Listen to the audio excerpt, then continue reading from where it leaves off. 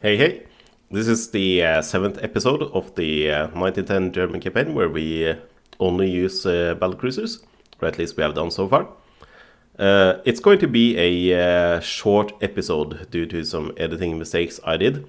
If you watch the previous episode, there's 5 battles in it, and some of those were meant to go into this episode. So this is 6 battle cruisers against 1 battleship, the BB Queen Elizabeth. Sounds like the name of a flagship, if you ask me. I can still see in the faded border here that they have still 8 capital ships, so they probably made some more. Let's see if we can't reduce that by 1. Let's get these battleships in a V pattern formation and find the enemy.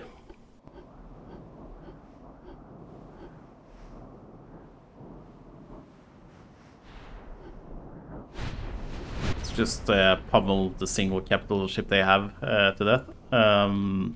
We can just use HE, I think, from this distance, because with 6 ships we should be able to light it on fire pretty quickly.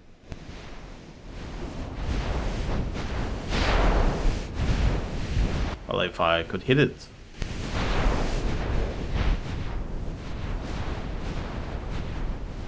We have the targeting bug. That might be explaining quite a bit. Is this the one that had its torpedoes blown up? Oh, well, I guess it doesn't really matter at this point. Okay, you are sufficiently on the flank to start going on to armor piercing. This is 6 clicks, and I know they have torpedoes that can reach out to that. Do they? Well, at least I need to level out for this guy. So let's see, the Queen Elizabeth is... I mean, she's dead in the water already. I think her turrets, one of the turrets jumped overboard. Which is the same design as we've seen with the other 14 inches. Yep, she's pretty dead already. Just going to check your armor. Yeah, that's very good actually, but it doesn't help when your turret bails out.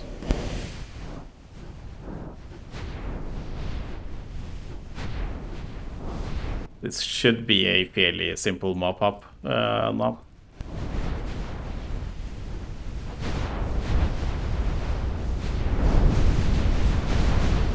Wait, I have ships on this side as well. That's no good. That's no good at all.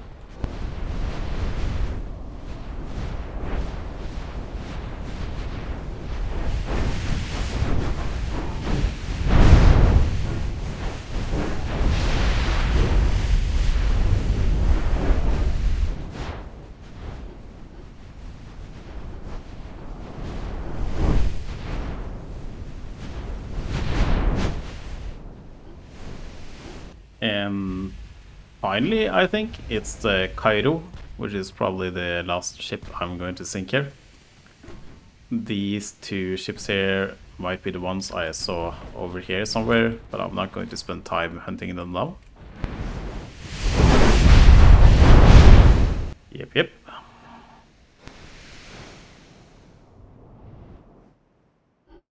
Still losing ships in the North Sea, even if my power prediction is quite high. There's a convoy mission here, still another solo battleship of the 14 inches type.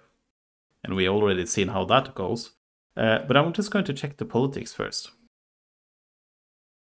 The Austro-Hungarians are gone again. You know, it happens. The question is, how is the unrest in the UK? Because I really want them to have some unrest. I guess I just have to keep on taking care of their fleet, and it will just happen. I'm not sure what generates unrest directly, but I have a feeling that killing off their convoys is a major part of it. And here we have the opportunity to sink 4 of them. If I can get past the enemy ship and get to the convoys before I kill it this time. So this is the same 14-inch design that we've seen previously.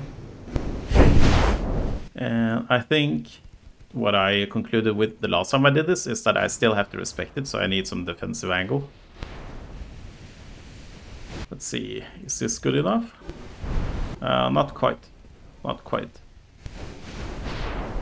Okay, we're getting there. Yeah, I don't think I'm going to get quite, you know, like a safe position, but at least this is the best I can do. Yeah, this is good. Question is, how am I hitting it? Very badly. I'll try to dent their aft before I start slinging HE, I think. Or I can just do that again. That seems to work very well. I'm starting to think that the British might have a design flaw with this ship. Because that's starting to happen quite a while. I mean, quite often. Yeah, I feel like I'm just getting handed those victories. I should have a lot of ships at port right now.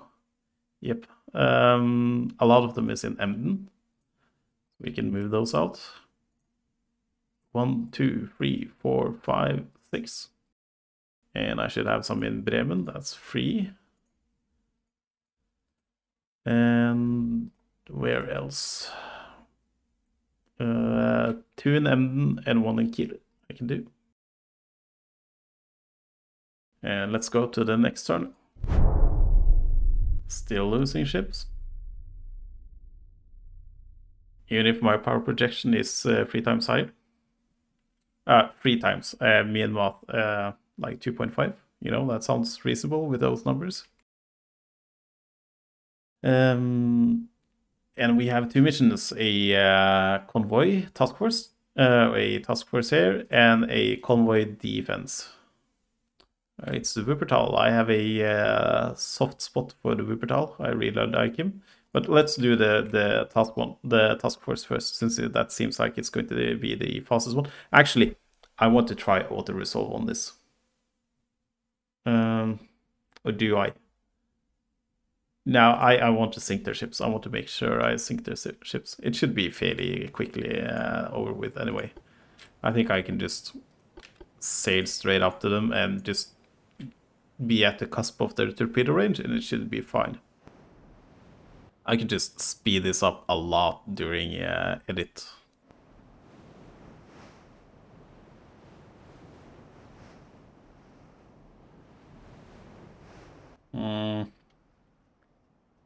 It feels like they're trying to run away from me when it takes this long. But, you know, typically when I say this, then the engagement finally happens.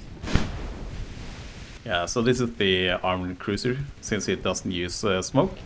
And it has 9 inches, but I know it does carry torpedoes, right? So I need to be a bit careful.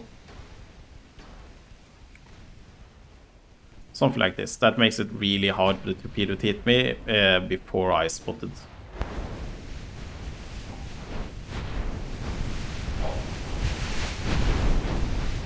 Maybe angle a bit more so I can get at least 6 barrels on the target. It's currently 4.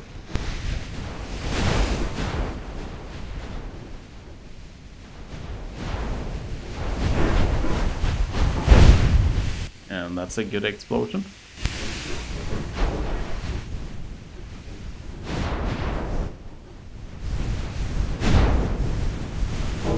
Ah, come on.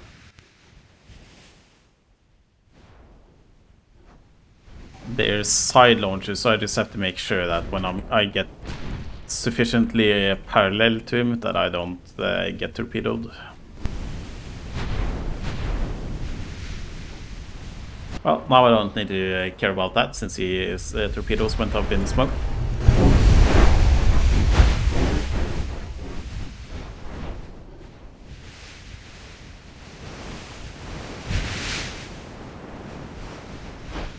I mean, this is a bit silly. I know that he's there, and I'm a bit afraid of getting too close because there's a light cruiser out there as well. I mean, I could have had some screens to spot him from a longer distance. I think I mentioned this before, but it's what it is with this campaign setup where you have just a single monotype design.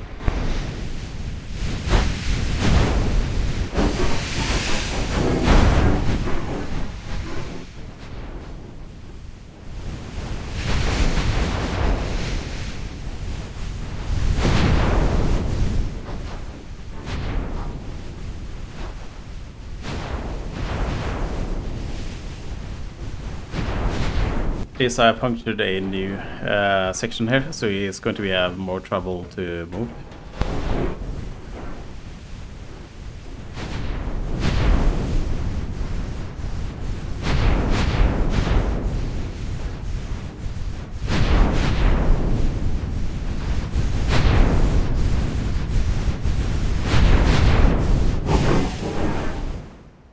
It takes a while when you're just a single ship, only on the premise that, or the reason because you're only one ship, so you only have one angle to shoot at it, and if he can always present his aft to you, it's kind of hard to penetrate.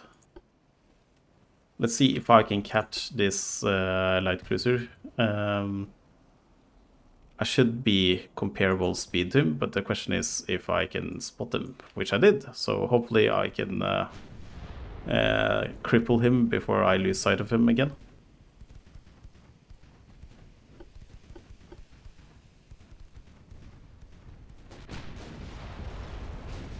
Yeah, that seems crippled to me.